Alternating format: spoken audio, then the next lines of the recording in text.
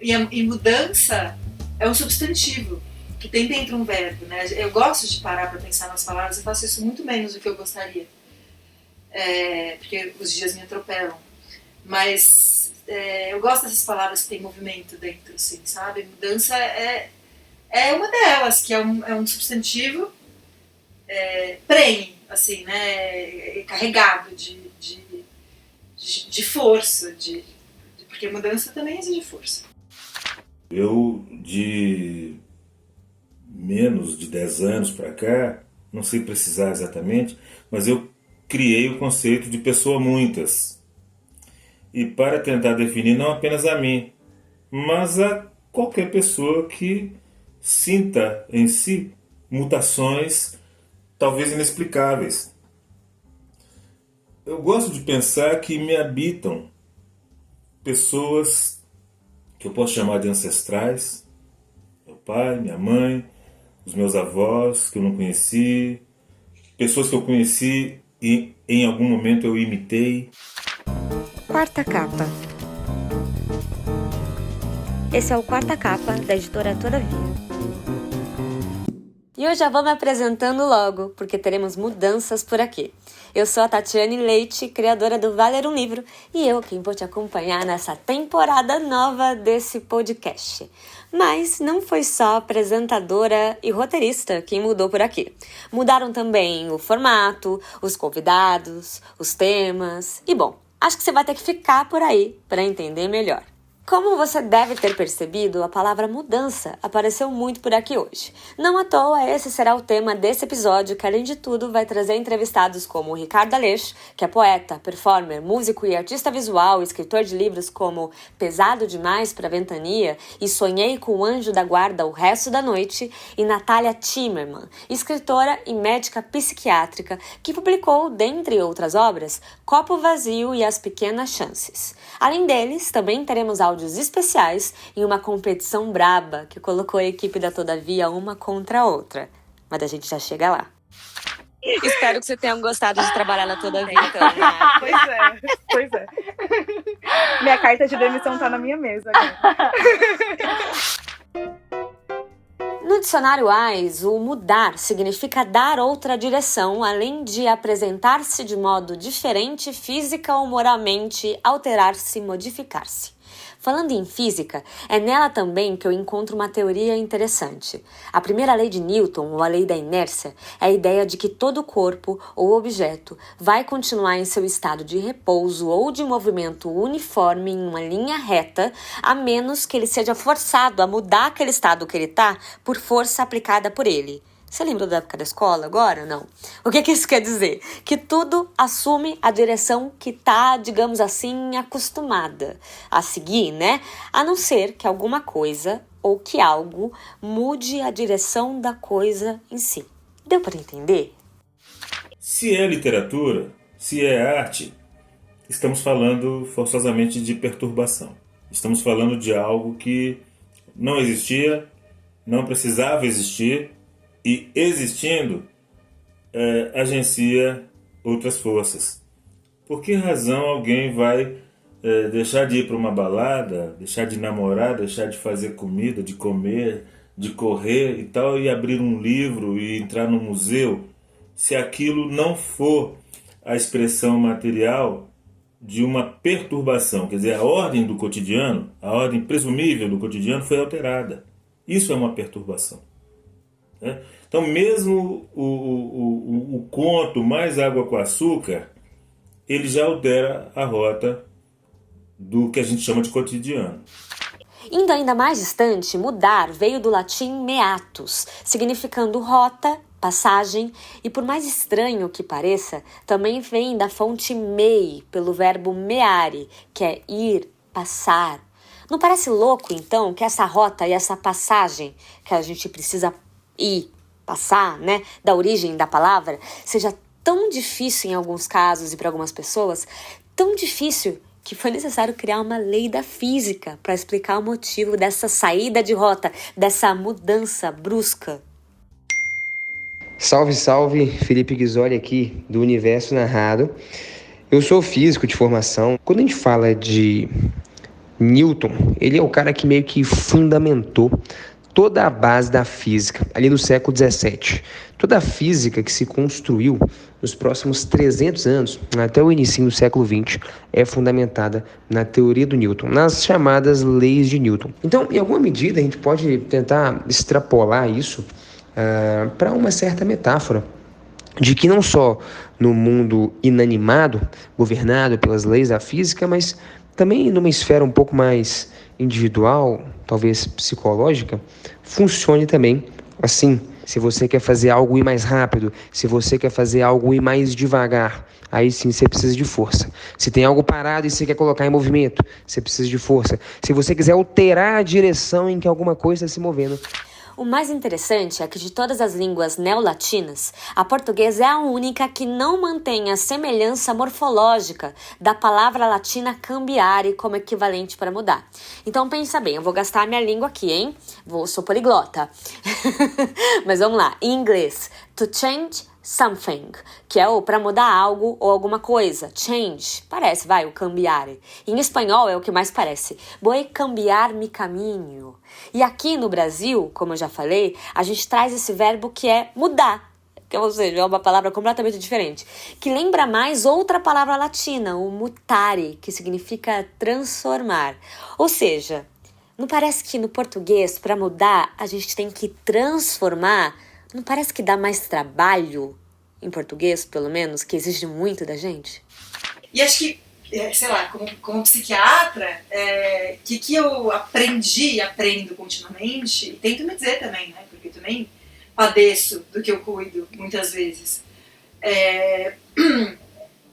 que como tudo passa, né, como existe essa transitoriedade e a gente tá o tempo todo diferente, quando tiver muito difícil, aquilo vai passar também, né? Não, você pode ficar tranquilo, né? Que nenhuma... teve um supervisor que me falou um dia de uma paciente dele que todo desespero é uma forma de arrogância também, né? Você achar, se ter certeza que não vai acontecer, que certeza é essa? Da onde você vem? Né? Muito bom, né? Eu não tenho como dar crédito, não é minha. Mas a gente vive fazendo essas apropriações mesmo, né? Tem uma que é do meu companheiro, que também deve ter visto pego de outro lugar, que eu sempre falo. Tudo que a gente não resolve volta, né? Ele fala em aula, ele é professor de história, ele tá falando de uma coisa coletiva, e eu falo individualmente mesmo. Assim. Então, se a gente for pensar, se já é difícil no pessoal, qual é o papel da literatura nisso tudo? Da arte, daquilo que toca ou que tenta tocar? A Nath agora vai falar sobre o último livro dela, As Pequenas Chances. O próprio fato de escrevendo ele já é transformando alguma coisa no mundo, porque eu acho que cada livro transforma alguma coisa no mundo, muda no mundo, e com sorte muda quem lê, né, toca quem lê, e muda a mim também, né, principalmente. Acho que cada livro muda. E As Pequenas Chances é interessante porque o livro também relata essa mudança, né? Tem algumas histórias ali nesse livro. Acho que a mais óbvia é a história da morte de um pai e do luto de uma filha. Mas tem também outras histórias. Tem a história do surgimento de um interesse pela história da família, tem a história da elaboração de um luto.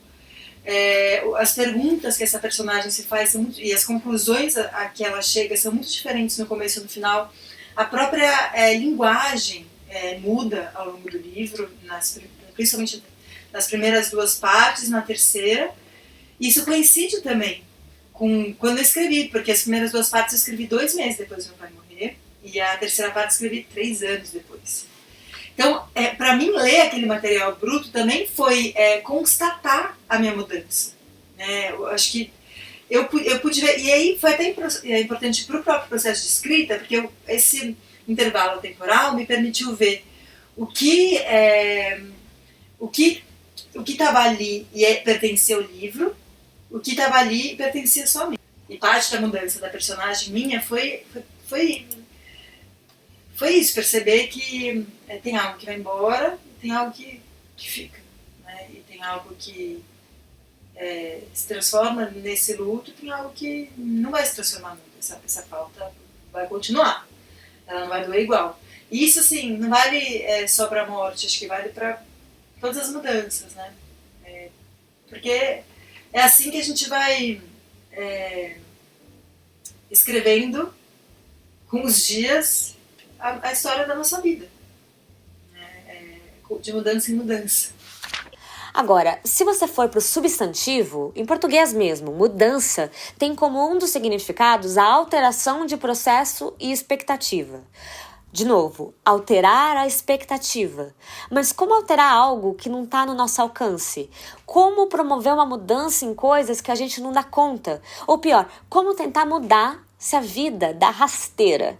Para isso, a gente tem a definição do Ricardo Aleixo. Eu escrevo com alguma frequência a frase: o mundo pode ser ruim, mas a vida é boa. Porque vida me parece cada vez mais essa possibilidade do encontro não premeditado e da aceitação dos frutos desse encontro. Enquanto o mundo, para mim, é um mundo organizado. É o mundo das instituições, é o mundo do dinheiro, é o mundo dos poderes, é o mundo tal qual ele se apresenta no cotidiano do noticiário, sabe, da mídia, essa coisa feroz, essa coisa que não dá tempo nem da gente identificar o que ele é. Enquanto a vida, me parece, é algo que pode ser tão tenebroso quanto o que eu chamo de mundo, mas que permite um respiro. Quando eu identifico que essa pessoa que aparece na minha frente enquanto eu caminho distraído, ela não é necessariamente minha inimiga, que eu posso negociar aquele espaço e aquele tempo com ela, que eu posso acolhê-la no que eu sou. O mundo não, o mundo me parece mais feroz, né? Uma bomba que cai numa aldeia, favela da Maré, genocídio da juventude negra. Isso é um mundo administrado, isso é um mundo organizado que tem como premissa não nos dar tempo. E não é nem dar tempo de nos defendermos. É de entender que estamos sendo atacados. Sim. Enquanto a vida me parece ser, e eu posso pecar aqui por estar trabalhando o que parecerá a muita gente dicotômico. Mas foi a saída que eu encontrei para lidar com os meus demônios, para lidar com aquilo que em mim também conversa e reverbera o que eu chamo de mundo administrado. No final, eu fiquei me perguntando sobre esse tempo da criação. Como que seria para o escritor se ver mudar de longe, quase como um leitor de si próprio? Eu não sei se isso acontece com todo escritor ou só comigo, né? Eu estou sempre observando a mim e o mundo e vivendo, e nessa cisão, assim, né? Como se eu estivesse sempre dentro e fora de cada coisa. E eu não considero isso nada agradável, é muito perturbador. Acho que tem uma parte, é como se uma parte de mim estivesse sempre escrevendo, assim, sabe? Porque para escrever, por mais que eu esteja escrevendo no osso, no cerne da coisa, na víscera, assim, trair o sentimento, assim, escrever a partir dele, assim, né? A partir do que eu tô, assim, do que está dentro de mim, né? A Morgana Kreitzman postou esses dias sobre o livro novo dela, que nasce do interior profundo, como tudo. Eu acho que é um pouco isso, assim, né? Como toda escrita. A escrita nasce do interior profundo. Acho que por isso a gente pode dizer que o tempo do artista de mudança, de mudar, é outro. Então tem algo da envelhecência, que é o termo que eu gosto de usar, que parece muito com a infância. O tempo, ao mesmo tempo que é mais curto, ele é mais largo. Mal se pensa nele se não for pelas relações que a gente tem com outras pessoas, né? E eu, como sou um artista, eu lido não necessariamente com o tempo da criação, com o tempo do relógio, mas com o tempo da criação. Sim. Que é esticado, que é expandido, que é... Então, eu tenho dito com muita frequência que o melhor tempo da minha vida tem sido esse agora. Eu tenho 63 anos e não tenho memória de tempo melhor do que esse. E por que esse tempo é melhor? Porque ele contém todos os outros já vividos e aqueles ainda por viver. O que eu acho mais bonito na poesia, na arte, é que aquilo pode desaparecer. A obra de arte, a poesia, a arte, pode desaparecer sem que ninguém se dê conta de que desapareceu. E quando alguém se dá conta daquilo, aquilo é primeiro, aquilo é inaugural, aquilo é a novidade do mundo. Para essa pessoa que vê, que ouve, que sente,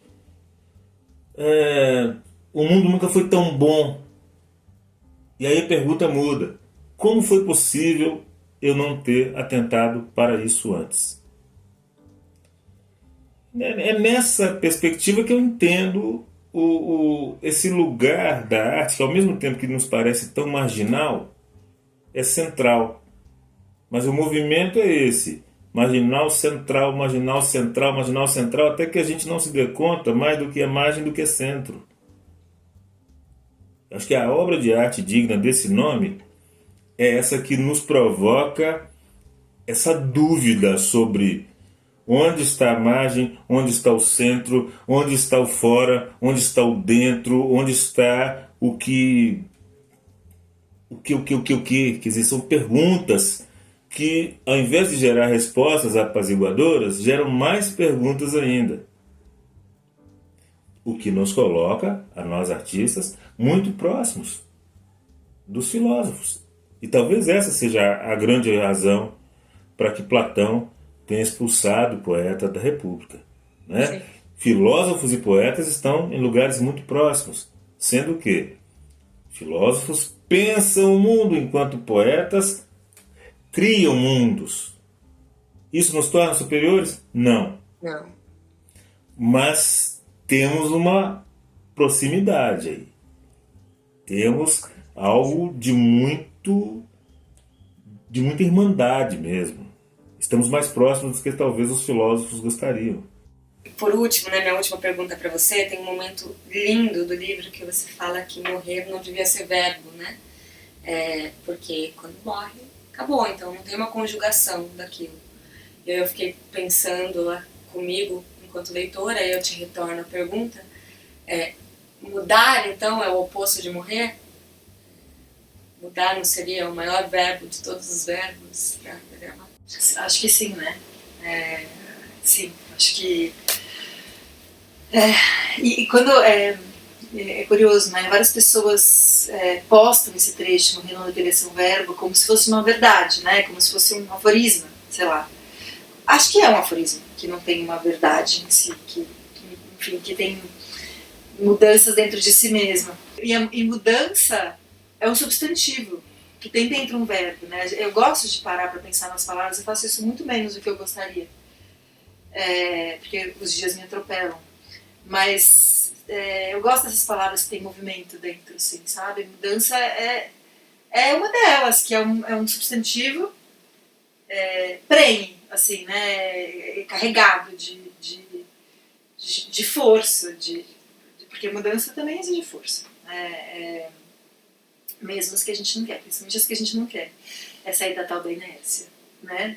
Acho que até as leis da física conseguem dizer sobre isso, né? Mudar de lugar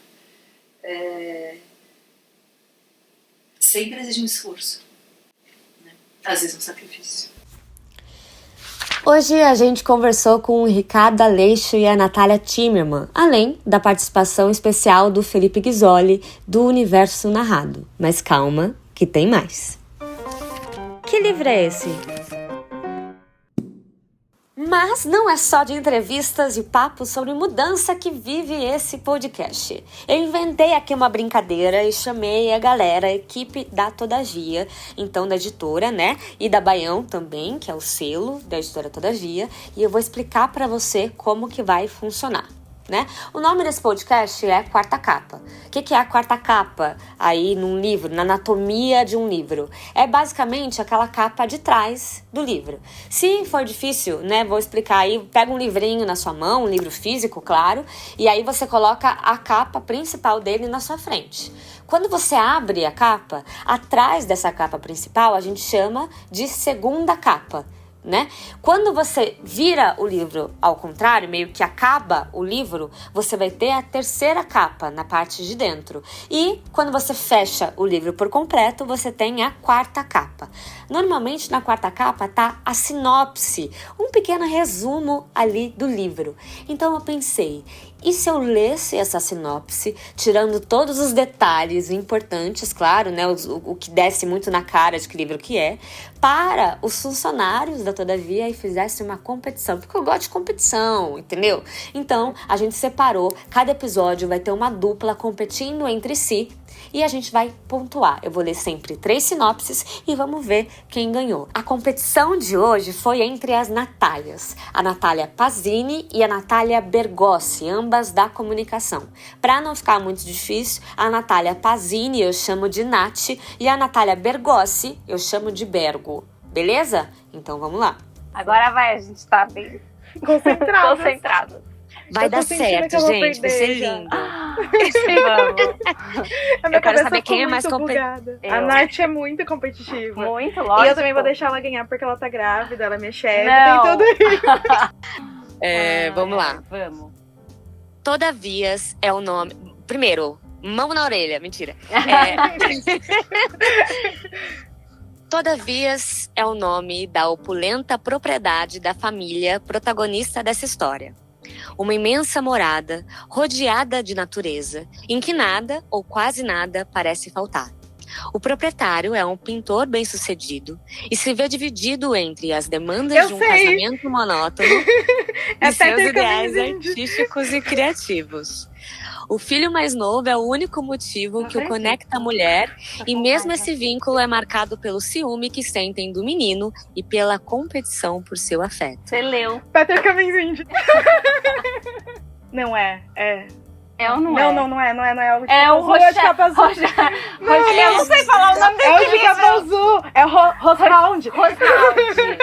Mas foi a Bela. E aí? Ela pensou no livro e falou o nome de Eu outro. falei errado, mas é o Roshound. Ah, então tá bom. A capa azul tem um menininho na capa. Gente, será que eu vi o título errado? É o azul. Eu fiquei desesperada. Foi o passa-repassa. Um ponto pra Bego. Vamos lá. Quase falei o título do livro. Crescendo entre o norte e o sul da Todavialândia, a personagem nunca soube bem o que poderia chamar de casa. Nos tocantes e poderosos versos que integram este livro, ela compartilha sua vivência como uma garota afro-americana nas décadas de 1960 e 1970, entre as reminências das leis de segregação racial. Ai. Valendo! Calma. A menina escrava? Não é. É a... Tá quase. Mas é esse? Tá quase. É aquele. É a menina... É aquele. Eu que falei! Tá bom. Como é? Incidente de uma menina escrava. Não. Cartas para uma menina negra. Isso, mas não é bem esse nome. Não é... Como é o nome desse livro? Não é Cartas para uma menina negra. Não, mas essa não é da é Françoise Zegar. Isso, exatamente. Né? Mas... Sonho de uma menina negra? Não. Isso. Sonho de uma menina negra. Eu sabia! Tá, mas tá Olha, 2-0. Vai ser difícil agora, porque só são 3 sinopses por dupla. Hoje eu já perdi. Então, assim, ou seja, você já perdeu, mas não perca a sua vontade, tá, Nath? Vamos pela honra. Então, vamos pela honra pra não ser aquele chocolate, como dizia antigamente, tá? Tá bom. A protagonista tem quase 30 anos, vive na Todavialândia, trabalha num sebo no sul, usa uma bicicleta para se locomover e faz o que pode para não se afastar de suas raízes e crenças punk. Protege-se Eu debaixo sei. de camadas de roupa Eu e sei. maquiagem. Eu sei, Manda. eu sei, É eu nevada? sei. Inferno. Perdi. Chocolate, eu perdi. Chocolate. Eu tô, só pra registrar, eu tô grávida, eu não lembro das coisas. Você tá grávida, você acabou de pegar Covid, entendeu? É isso. Você bota tudo na culpa disso, É assim, isso. entendeu? Tá bom. É isso. Mas foi um 3-0 nessa nossa primeira brincadeira entre as Naths. Muito obrigada pela participação de vocês. Obrigada eu. Foi muito arriscado. Eu vou treinar pra próxima. Exatamente. Eu não Vou vou mais ser estudar. convidada depois dessa. Eu tô Nunca mais sentindo. vou fazer com você. Então, obrigada, gente. É a minha última participação. Espero que você tenha gostado de trabalhar na Todavia até então, né? Pois é. Minha carta de demissão tá na minha mesa agora. Você vai ouvir agora um audiolivro da editora Todavia. Eles foram fazer o soundcheck de tardezinha. Passaram o som e voltaram para casa. Combinaram de se encontrar às 21h na casa do Olmair para irem juntos para o show. Às 9h já estavam todos lá esperando o Raul e o dono da casa de show, Riran Fernando Borga Júnior. O proprietário chegou, mas nada do Raul. Depois de muito tempo, Raul ligou e falou com o Tony, dizendo que não faria o show. Não explicou muito, simplesmente disse que não iria. O dono do Adrenalina ficou lívido e o Tony, na pressão, resolveu ir com ele para a casa do Raul, a fim de convencer o baiano a encarar o compromisso. Explicaram que o local já estava lotado. Haveria complicação judicial, era melhor fazer o show. Passou um tempo e voltaram desolados. O Tony estava muito puto. Raul não iria mesmo. O guitarrista disse que o baiano não deu nenhuma justificativa plausível. Simplesmente estava muito doido. Esse foi um trecho do audiolivro Raul Seixas, Não Diga que a Canção Está Perdida, do JB Medeiros, narrado por Niso Neto. Esse audiolivro está disponível nas plataformas Kobo, Google Play, Esquilo e Audible. Estreamos então o primeiro episódio dessa nova temporada do podcast Quarta Capa da editora Todavia. Eu sou a Tatiane Leite, eu espero que você tenha gostado dessas mudanças todas que a gente citou por aqui. Não se esqueça de ranquear, colocar quantas estrelas você acha que a gente merece e por que são 5 estrelas. Não é verdade? E também comentar aí se você sente essas mudanças todas na sua vida e se você gostou dessas mudanças aqui desse podcast. A gente se vê na próxima quinzena, na sua plataforma de áudio preferida. Até mais!